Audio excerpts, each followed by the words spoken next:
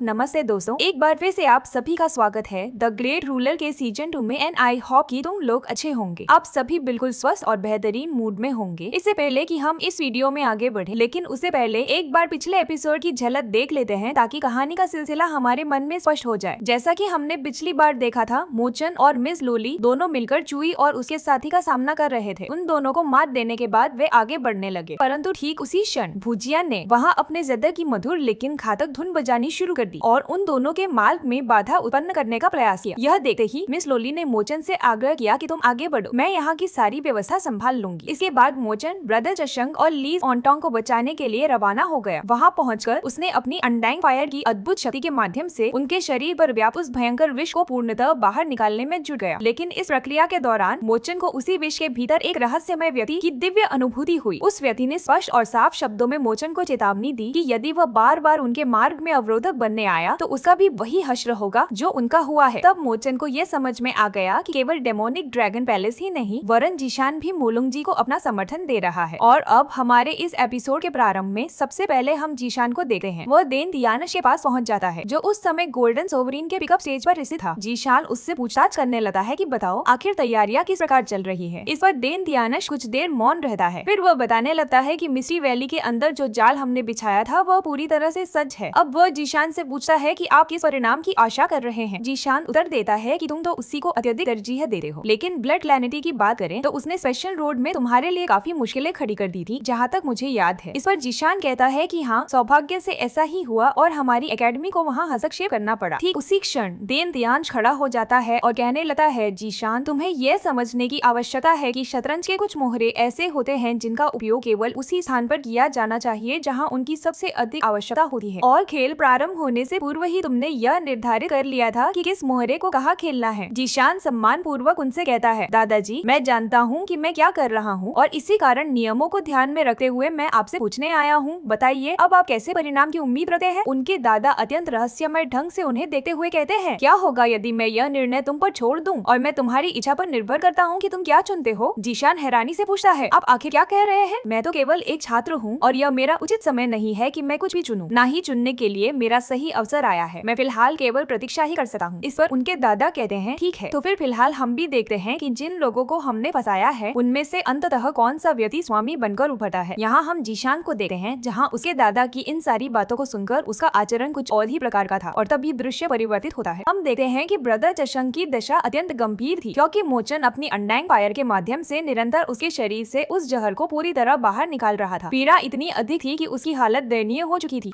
सचमुच उसके शरीर पर प्रत्येक बीता हुआ क्षण और अधिक तीव्र होता जा रहा था और अचानक वह चीखते हुए अपने मुंह से विष की भारी मात्रा को बाहर निकालता है। यहाँ तक कि उसकी आंखें ऐसी प्रतीत हो रही थी मानो कभी भी फट जाए। उसकी रगें उभरकर स्पष्ट दिखाई देने लगी, लेकिन अंततः मोचन की यह युक्ति सफल हो जाती है। अंत में हम देखते हैं कि उसके शरीर से वह विष पूर्णतः निकल चुका था और मोचन राहत भरे स्वर में कहता है, यह काम कर गया। यहाँ ब्रदर चशंग अपनी कल्टीवेशन आरम्भ कर देते हैं और कुछ स्थिर होने के पश्चात वे मोचन का आभार व्यक्त करते हुए कहते हैं, मुझे पहले से कहीं अधिक बेहतर अनुभव हो रहा है। तभी उनकी दृष्टि सीधे ब्रदर लीज ऑनटोंग पर पड़ती है और यह देखते ही मोचन कहता है, सीनियर ब्रदर आपकी स्थिति तो और भी अधिक खराब लग रही है। प्रतीत होता है कि आपको इनसे भी कई गुना अधिक वेदना हुई होगी। और यहाँ ब्रदर लीज ऑनटोंग फिर भी आग्रह करते हुए कहते हैं, मुझे इससे कोई फर्क नहीं पड़ता, तुम बस इसे जैसे भी संभव हो बाहर निकालो। मोचन आगे बढ़ता है और अब वह पुनः वही प्रक्रिया आरम्भ कर देता है, लेकिन इस बार हम देखते हैं कि ब्रदर लीज ऑनटोंग को इतनी अधिक पीड़ा होती है कि वह वहाँ बेसुध होकर बड़बड़ाने भी लगता है। फिर भी किसी प्रकार स्वयं को नियंत्रित रखते हुए अंततः हम देखते हैं कि थोड़ी ही देर में मोचन ने ब्रदर लीज ऑनटोंग को भी उस खतरे से मुक्त कर दिया था और अब वह भी कल्टीवेट करते हुए स्वयं को स्थिर करना शुरू कर देता है। दोनों एक दूसरे के सम्मुख उपस्थित थे और फिलहाल दोनों ही अपनी अपनी शक्तियों को संचित करने में लग जाते हैं। मोचन दूर से ही इन दोनों की रक्षा कर रहा था और ये लोग निरंतर ऊर्जाओं को अवशोषित करते हुए स्वयं को पुनर्स्थापित कर रहे थे। दूसरी ओर हम देखते हैं कि मोचन उस विष का सूक्ष्मता से परीक्षण करना आरंभ कर देता है। वह कहने लगता है, यदि मैं इस विष से पहले मिला होता तो शायद यह मेरे लिए कहीं अधिक चुनौतीपूर्ण होता, लेकिन अब तो मैं इसे अपनी दो उंगलियों के बीच खेल सकता हूँ। अब हम देखते हैं कि वह उस विष को अपनी उन्हीं दो काली उंगलियों के मध्य रख लेता है, जहाँ उसका दिव्य काली बिजली का विद्यमान है। वह इसे उसके साथ संयोजित कर देता है और जैसे ही वह एक पत्थर पर अपनी उंगली को इस प्रकार रगड़ता है तो वह संपूर्ण पत्थर मध्य से कट चुका था। यह देखकर मोचन अत्यंत आश्चर्यचकित था कि यह विष उसके दिव्य काली बिजली विष वाली उंगली के साथ कितनी सहजता से सम्मिलित हो गया था। यहाँ हम देखते हैं कि ब्रदर चशंग और लीज ऑनडोंग इस अनुभूति को प्राप्त कर लेते हैं और वे मोचन के पास आकर इसके बारे में पूछने लगते हैं कि आखिर यह वस्तु क्या है, क्योंकि यह देखने में ऐसा प्रतीत हो रहा है कि यह सेंट स्पिरिचुअल एकेडमी से संबद्ध है। इस पर मोचन सहमति जताते हुए कहने लगता है, हाँ, संभव है कि सेंट स्पिरिचुअल एकेडमी के जो साधु हैं उन्होंने डेमोनिक ड्रैगन पैलेस के साथ हाथ मिला लिया है, परंतु जाने क्यों फिर भी मेरी दृष्टि में कोई तर्क संगत नहीं बन पा रहा है। इस पर ब्रदर चशंग कहता है, आखिर तुम क्या कहना चाहते हो? तब वह कहने लगता है, जरा विचार करो, डेमोनिक ड्रैगन पैलेस और जो सेंट स्पिरिचुअल एकेडमी है, इन दोनों ने मिलकर एक योजना बनाई और आप दोनों को चारे के रूप में उपयोग किया ताकि वे हम सभी को यहाँ फंसा सके। और वैसे भी हम जानते हैं कि आने वाले कुछ ही दिनों में नॉर्दर्न हेवन स्पिरिचुअल एकेडमी का अकादमिक टूर्नामेंट होने वाला है और वे लोग हमारी एकेडमी को कमजोर करना चाहते हैं। यदि वास्तव में उनका यही एकमात्र उद्देश्य होता तो वे हम सभी को सरलता से मार सकते थे, यहाँ तक कि आप जैसे शक्तिशाली शिष्य जो हमारी एकेडमी के सबसे मजबूत अनुयायी हैं, उन्हें भी मार सकते थे, परंतु उन्होंने ऐसा कुछ नहीं किया। उन्होंने तो केवल आप सबके साथ हम सभी को यहाँ बंदी बनाया। इस पर ब्रदर चशंग कहने लगता है, ऐसा भी तो हो सकता है कि वास्तव में वे हमारे बड़ों को ब्लैकमेल करना चाहते हो, लेकिन यह सब छोड़ो, तुम्हारी यह जो अग्नि शक्ति है यह सचमुच अद्भुत है। अब चूंकि मोचन ये नहीं बता सकता कि यह अग्नि वास्तव में जीने बर्ड ने प्रदान की है, इसलिए वह यहाँ कहने लगता है, वास्तव में मेरे एक पुराने मित्र ने मुझे यह वस्तु दी थी और कहा था कि मुझे हर हाल में जीवित रहना है और मेरे भीतर ये जो नकारात्मक ऊर्जा है, कहीं मैं इसके कारण पूर्णतः पागल होकर असंयमित व्यवहार न करूं, इसीलिए उसने मुझे यह अग्नि भेंट की। अब ठीक उसी क्षण मोचन को कुछ अनुभव होता है। वह कहने लगता है, कहीं डेमोनिक ड्रैगन पैलेस इसी ऊर्जा के पीछे तो नहीं है। अब वह अपने सीनियर से इस बात का उल्लेख करता है और कहने लगता है, मेरे विचार से जो डेमोनिक ड्रैगन पैलेस है वह वास्तव में ग्रेट मेरो डेमोनिक क्लर्क के पीछे पड़े हैं, जो इस समय मेरे शरीर के भीतर विद्यमान है। इस पर ब्रदर चशंग कहने लगता है, इससे कोई अंतर नहीं पड़ता कि आखिर ये लोग किसके विरुद्ध खेल रहे हैं, फिर चाहे वह हमारी एकेडमी हो या तुम्हारे विरुद्ध ही क्यों न हो, हम इन्हें सफल होने नहीं दे सकते। जिस पर मोचन कहता है, लेकिन दुर्भाग्यवश उन्हें मेरी एक बात का पता नहीं है। तब ब्रदर लीज ऑन्टोंग आगे आकर कहते हैं, हाँ, उन्होंने यह आशा नहीं की होगी कि इस विष का तुम्हारे पास सटीक उपचार मौजूद है जिसके माध्यम से तुमने हमें पूर्णतः स्वस्थ कर दिया। ब्रदर चशंग बताता है, नहीं, तुम गलत हो, इसने केवल हमें ठीक नहीं किया बल्कि हम तो पहले से अधिक सशक्त भी बन चुके हैं। तभी यहाँ मोचन अपना हाथ आगे करता है, जिसे देखकर ये दोनों आश्चर्यचकित थे और तब मोचन बताने लगता है, मैंने यह बात सीनियर लिंसन से सीखी है कि यदि हमें अपनी स्पिरिचुअल एकेडमी के गौरव की रक्षा करनी है तो हमें असंभव को भी संभव करके दिखाना होगा। इस पर ये तीनों भी अपनी अपनी मुठियां आपस में टकराते हैं और कहने लगते हैं, हाँ, तुमने बिल्कुल सत्य कहा। अब हम देखते हैं कि दृश्य परिवर्तित होता है और यहाँ पनिशमेंट हॉल के तीनों विशेषज्ञ अर्थात गुयान, किंग शेन और लिंसन, ये लोग मिलकर उन दो व्यक्तियों को घेर लेते हैं। यह देखकर वे दोनों कहने लगते हैं, हमें विश्वास नहीं हो रहा कि ये लोग आखिर हमारा पीछा यहाँ तक कैसे कर सकते हैं। इस पर उसका दूसरा साथी कहने लगता है, हाँ, जरा देखो तो इनकी इतनी हिम्मत कि आज हम इन्हें सबक सिखाए बिना नहीं छोड़ेंगे। तभी सीनियर लिंसन कहते हैं, तुम्हारी संपूर्ण देह में तुम्हारा यह मुंह ही बहुत अधिक चलता है। उस पर किंग शेन कहता है, हाँ, और इनके पास तो बुद्धि भी नहीं है, फिर भी बुद्धि लगाने का प्रयास कर रहे हैं। यह कहते हुए वह अपने बांसुरी को बजाना आरंभ कर देता है। यह देखते ही उनमें से एक व्यक्ति उसकी और फ्लैश अटैक कर देता है, लेकिन उससे पूर्व ही हम देखते हैं कि जो शेष दो विशेषज्ञ है वे इनके साथ भिड़ जाते हैं। विशेषज्ञ अपने जादू के माध्यम से एक स्लैश अटैक करते हैं जो फायर स्लैश अटैक था, जिसके कारण ये दोनों काफी दूर जा गिरते हैं और तभी विशेषज्ञ लिन भी इनमें से एक को अत्यंत बुरी तरह से दूर चटा देता है। यहाँ किंग शेन भी अपने बांसुरी से पुनः चमत्कार दिखाता है और सचमुच इनके बीच एक जबरदस्त युद्ध चल रहा था, लेकिन जो सबसे अधिक आक्रामक खेल रहा था वह था विशेषज्ञ गुयान, जहाँ वह इन सभी को पकड़कर पटक पटक कर मार रहा था। अब इस दौरान जैसे ही उनमें से एक व्यक्ति उस पर हावी होने लगता है तो किंग शेन यहाँ अपने बांसुरी को बजाकर उनकी इंद्रियों को अवरुद्ध कर देता है। तब गुयान को उसे मारने का एक उत्तम अवसर मिल जाता है और वह पलटकर अपने भाई को अंगूठा दिखाते हुए कहता है, क्या बात है, तुमने तो कमाल कर दिया। अब ये लोग सोचते हैं कि 9 बनाम 2 से अच्छा है 3 बनाम 2। वैसे भी हम तीनों का सामना 2 व्यक्ति कभी नहीं कर सकते, लेकिन जैसे ही ये लोग भागने लगते हैं तभी यहाँ सीनियर लिंसन सीधे इनके सामने आकर इन पर आक्रमण कर देता है, जहाँ इनके बीच घमासान युद्ध चल रहा था और तभी ये दोनों मिलकर अपना संयुक्त आक्रमण सीनियर लिंसन पर कर देते हैं, जिसके कारण वह काफी दूर तक घिसता चला जा रहा है। परंतु तभी इस अवसर का लाभ उठाकर ये दोनों काफी दूर जाने लगते हैं, लेकिन ये तीनों भी उसका पीछा करते हुए उनके मार्ग में आने वाले बहुत से विशाल चट्टानों को तोड़कर उनके लिए बाधाएं उत्पन्न करते हैं। यह देखकर इन लोगों को अब वही रुकना पड़ा। अब यहाँ उनमें से एक व्यक्ति कहने लगा है, तुम लोगों को लज्जा नहीं आती? हाँ, तुम लोग तो कल्टीवेटर हो, लेकिन 2 के विरुद्ध 3 लड़े हो। क्या यही तुम्हारे नैतिक मूल्य है? हाँ, हम लोगों को तो तुम लोग बुरा समझते हो, लेकिन आज तुम क्या कर रहे हो? हाँ, तभी यहाँ सीनियर लिंसंग अपने ब्लेडों को घुमाते हुए कहता है, जरा देखो तो यह बातें आखिर कौन कर रहा है? क्या तुम लोग वह दिन भूल गए जब तुम 2 मिलकर एक व्यक्ति पर हमला कर रहे थे? क्या तब तुम्हें अपने नैतिक मूल्यों की याद नहीं आई? आज यहाँ हमें क्या सीख दे रहे हो? तभी ये दोनों एक दूसरे की ओर संकेत करते हैं। दोनों ही अपने ब्लेडों को आपस में टकराते हुए यहाँ एक विशाल आघात तरंग उत्पन्न करते हैं ताकि इनका ध्यान वहाँ चला जाए, लेकिन इस अवसर का लाभ उठाकर ये दोनों साथ मिलकर तीव्रता से ब्रदर लिनसंग पर हमला करने के लिए दौड़ते हैं। परंतु तब तक यहाँ उसके दो अन्य साथी अर्थात विशेषज्ञ गुयान और किंग ये दोनों सामने आ जाते हैं और कहते हैं तुम लोग कितने बड़े मूर्ख हो। और तभी हम देखते हैं कि पुनः ये तीनों मिलकर इनसे निकट युद्ध करने लगे हैं। यहाँ जो लाल वस्त्र में विशेषज्ञ गुयान थे उन्होंने तो अपनी संपूर्ण अग्नि ऊर्जा को यहाँ इन पर उतार दिया। कोई भी दिशा उन्होंने नहीं छोड़ी, हर एक कोण से वह उन पर हमला करता है। तभी वह उनके पीछे पहुँच जाता है और उनमें से एक व्यक्ति के उदर पर सीधा फायर फिस्ट आक्रमण कर देता है, जिसका प्रभाव इतना विशाल था कि यह व्यक्ति तत्काल हवा में उड़ने लगा। लेकिन ब्रदर गुयान यही नहीं रुका, वह सीधे इससे भी तीव्र गति के साथ उसके आगे निकल जाता है और वहाँ जाते जाते फायर स्फीयर आक्रमण को तैयार करते हुए कहता है अब तुम मरने वाले हो। यह कहते हुए वह अपनी संपूर्ण दृष्टि अपने उस पैर के अग्रभाग पर केंद्रित करता है और सीधे उसकी ओर बढ़ते हुए उस पैर को उसके शरीर के आर पार कर देता है और वह सीधे सामने की दीवार से जा टकराता है, जिसके कारण यहाँ एक विशाल विस्फोट भी होता है। वहीं दूसरी ओर ब्रदर लिनसंग यहाँ इसके दूसरे साथी से युद्ध करने में व्यस्त था, जो निरंतर अपने ब्लेड के माध्यम से उस पर आक्रमण कर रहा था और घुमाकर फिर एक जोरदार लात उसके उदर में लगती है, जिससे वह काफी दूर तक हवा में उड़ने लगता है और सामने की चट्टान से जा टकराता है।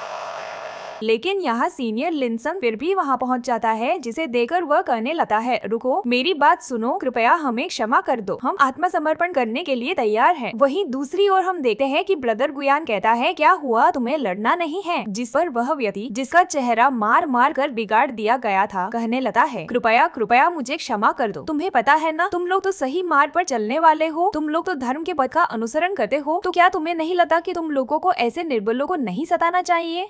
तुम लोग तो अच्छे इंसान हो ना। अब यहाँ हम देखते हैं कि दोनों गिड़गिड़ाने लगते हैं, परंतु तभी पीछे से एक स्वर आता है और वह कहने लगता है जरा देखो तो पनिशमेंट हॉल के जो 3 महान सेनापति हैं वे बिल्कुल अपनी प्रतिष्ठा पर खड़े उतरे हैं और आज तो मैंने भी यह सब कुछ अपनी आंखों से देख लिया।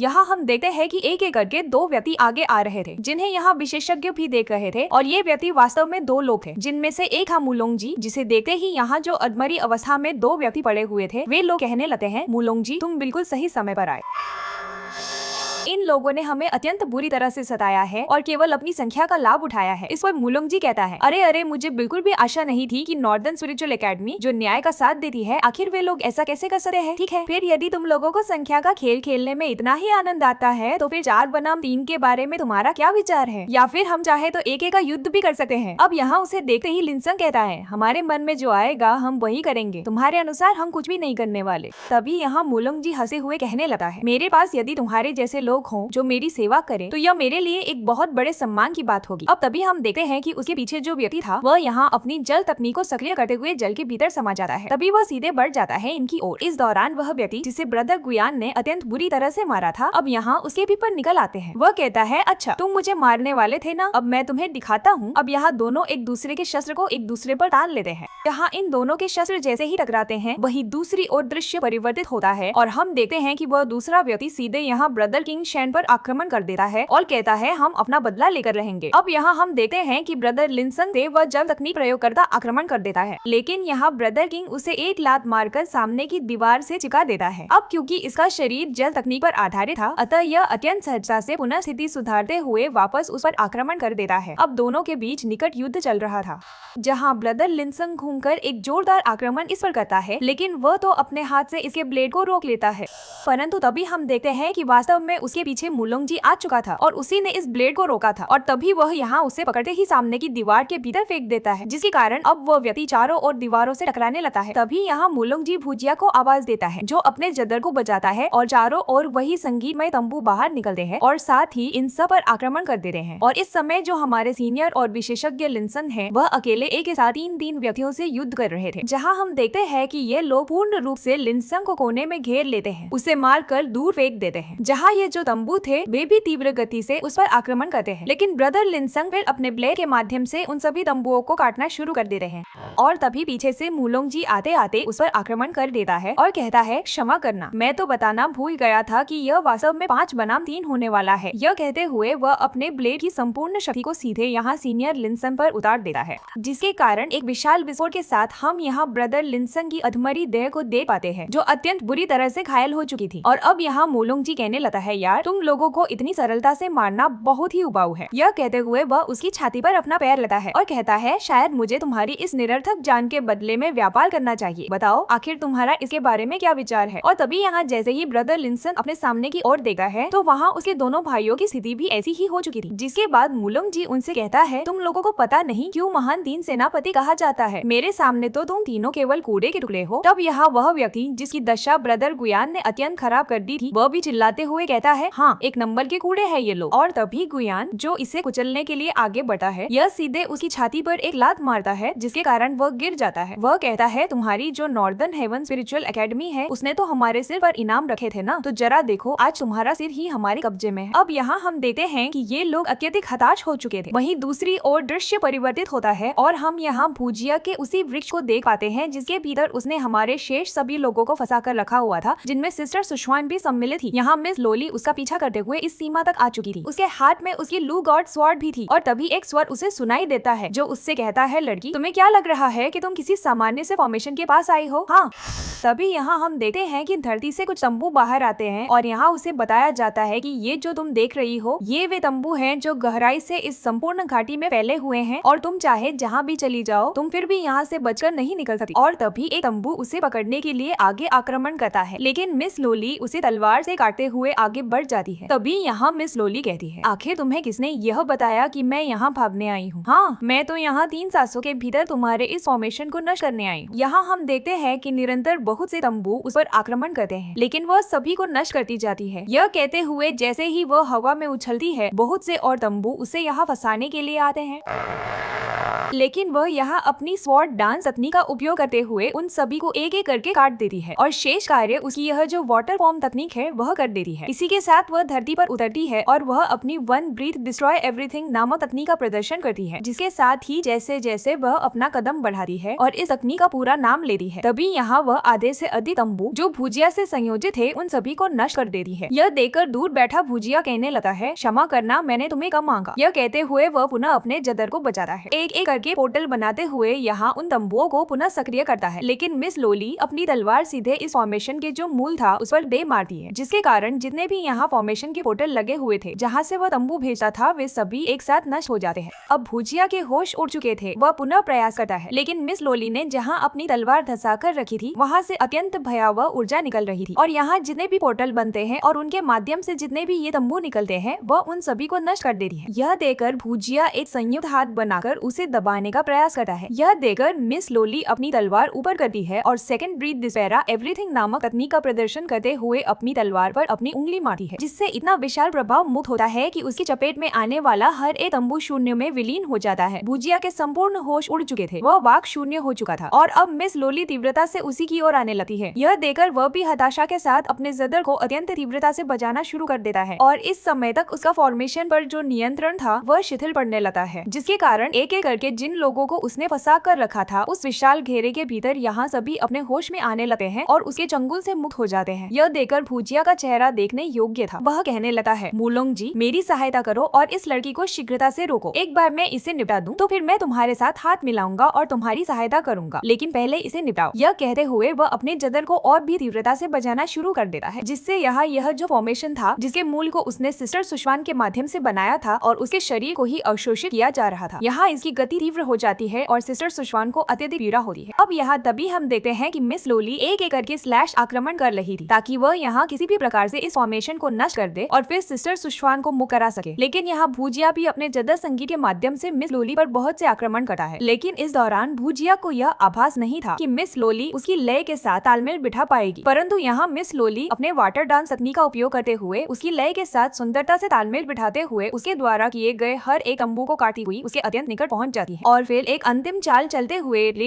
शेडोल एवरीथिंग नामक तकनीक का प्रदर्शन करती है और यहाँ घूमकर वह अपनी तलवार सीधे उसी दिशा में चलाकर मारती है जिस दिशा में भुजिया विद्यमान था। लेकिन सबसे अधिक प्रभाव यदि कहीं पड़ता है तो वह था यहाँ आसपास के फॉर्मेशन के जो स्तंभ थे उन्हें 2 भागों में काटकर रख देती है। यहाँ दूर से ही हम देखते हैं कि मोचन ये सारी घटनाएं देख लेता है और यहाँ बता देता है सभी को कि लोली इस समय उस फॉर्मेशन को अर्थात उस घेरे को तोड़ने में लगी हुई है, जिस पर ब्रदर लीज ऑन्टोंग बताता है यदि वह इतना विशाल प्रभाव डाल रही है है तो मुझे पूर्ण विश्वास है कि मोलोंग जी अब उसके विरुद्ध चाल चलेगा, अर्थात इस समय लोली का जीवन संकट में है। यह देखकर ये तीनों कहते हैं कि हाँ, हमें शीघ्रता करनी होगी और अब ये तीनों मिस लोली की दिशा में बढ़ने लगते हैं। यहाँ हम देखते हैं कि अंततः मिस लोली ने उस फॉर्मेशन को नष्ट कर दिया था और जैसा कि उसने कहा था, 3 आक्रमण और तुम्हारा यह घेरा पूर्णतः समाप्त हो जाएगा। यहाँ उसकी दृष्टि सिस्टर सुशवान पर जाती है जो अत्यंत बुरी स्थिति में थी और वह उसे जाकर सहारा देती है, तो इस नवीनता को देखकर वह अत्यधिक प्रसन्न थी। अब तभी यहाँ वह सुशवान से कहती है, क्या तुम ठीक हो? जैसे वो कहती है, हाँ मैं ठीक तो हूँ, लेकिन मेरी बहुत अधिक मात्रा में आध्यात्मिक ऊर्जा को सोख लिया गया है और इसी प्रकार शेष लोगों की आध्यात्मिक ऊर्जा को भी सोख लिया है, जिसके कारण वे लोग पूर्णतः बेहोश हो चुके हैं।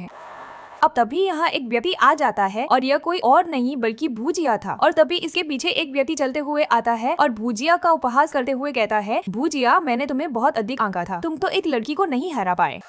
हम देखते हैं कि यह कोई और नहीं बल्कि मोलोंग जी था और इसके पीछे वे सभी लोग थे। अब यहाँ वह लोली को देखकर कहता है, तुम तो लू क्लैन की एक प्रतिभा हो, लेकिन ब्लड गॉड क्लैन का वह व्यक्ति तुम्हारे बारे में बहुत सारी बातें कर रहा था कि तुम अत्यधिक प्रतिभाशाली हो, तुम्हें बहुत अधिक योग्यता है। प्रतीत होता है कि उस व्यक्ति ने बिल्कुल सत्य कहा था, जिस पर मिस लोली अपनी तलवार तानते हुए कहती है, ancient curtain spiritual academy demonic dragon palace के साथ हाथ मिलाएगी। यह मैंने कभी सोचा नहीं था, लेकिन तुम्हारी बातों से प्रतीत हो रहा है कि यह सत्य है। जिस पर वह कहता है, इससे कोई अंतर नहीं पड़ता कि तुम्हें पता है या नहीं, क्योंकि वैसे भी तुम यहाँ से जीवित बाहर तो जा ही नहीं सकती, क्योंकि मैं तुम्हें मारने के लिए यहाँ आ गया हूँ। यह कहते हुए वह अपने सभी साथियों के माध्यम से मिस लोली और सिस्टर सुशवान को घेर लेता है। यह देखते ही सुशवान कहती है, लोली, मुझे यहाँ छोड़ दो, बस तुम अपना प्राण बचा लो, वही पर्याप्त है, भागो यहाँ से। परंतु तभी मिस लोली अपनी तलवार तान लेती है। इस दौरान सभी लोग उस पर झपट पड़ते हैं, लेकिन तभी हम देखते हैं कि एक तीव्र वज्र ऊर्जा यहाँ गिरती है और अगले ही पल मिस लोली के साथ मोचन आ जाता है, जो उसे अपने पास खींचने लगता है और कहता है, क्या तुम ठीक हो? इस दौरान ब्रदर जशंग और लीज ऑनडोंग भी यहाँ उन्हें सहायता देने के लिए आ जाते हैं और तभी मोचन मूलोंग जी से कहता है, मूलोंग जी, अंततः वह समय आ गया है कि तुमसे हमारा हिसाब बराबर किया जाए। यह सुनकर मूलोंग जी पागलों की भांति हंसे हुए कहता है, हाँ बिल्कुल, इसका तो मुझे कब से इंतजार था। तो दोस्तों, हमारा आज का यह अंश यहीं पर समाप्त होता है, लेकिन पिन किए गए कमेंट में जिस चैनल का लिंक दिया गया है, अर्थात हमारे दूसरे चैनल का, उसे जाकर अवश्य सब्सक्राइब कर ले, क्योंकि अब से द ग्रेट रूलर के नवीनतम एपिसोड आपको वहीं पर देखने को मिलेंगे। तो आज के लिए बस इतना ही दोस्तों। आशा है कि आप सभी को आज का वीडियो अत्यंत प्रिय लगा होगा। यदि हाँ, तो वीडियो को लाइक करना न भूलें। चैनल पर नए हैं तो सब्सक्राइब करना। तो फिर मिलते हैं अगले वीडियो में।